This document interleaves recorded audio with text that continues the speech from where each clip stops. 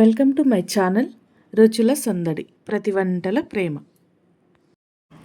క్విక్గా ఈజీగా టేస్టీ శాండ్విచ్ని ఎలా ప్రిపేర్ చేసుకోవాలో చూసేద్దాం.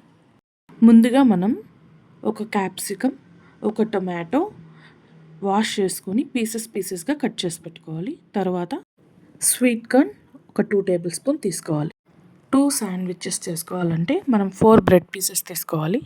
అలాగే నేను ఈ శాండ్విచ్ మేకర్లో ప్రిపేర్ చేయబోతున్నాను. ముందుగా మనం 2 బ్రెడ్ పీసెస్లో ఫస్ట్ ఒక బ్రెడ్ పీస్ తీసుకొని దానిపైన 1/2 టేబుల్ స్పూన్ మయోనీస్ని పూర్తిగా అప్లై చేయాలి.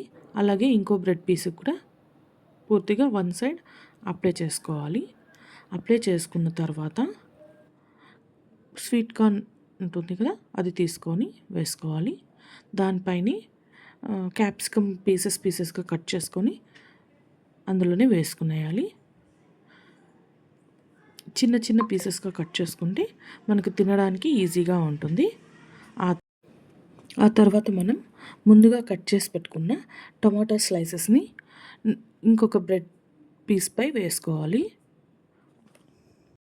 2 బ్రెడ్ పీసెస్ని 1 పీస్గా హోల్డ్ చేసుకోవాలి. హోల్డ్ చేసుకునే ప్రాసెస్లో క్యాప్సికమ్, టమాటో అన్నీ ఇన్సైడ్ ఉండేలాగా చూసుకోవాలి.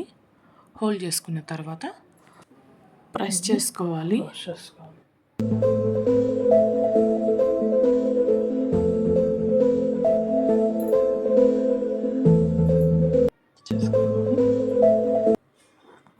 శాండ్విచ్ మేకర్ ఆన్ చేసుకొని అందులో ఈ స్లైసెస్ని వన్ సైడ్ పెట్టుకొని దానిపైన కొద్దిగా ఆయిల్ అప్లై చేసుకొని క్లోజ్ చేసుకోవాలి.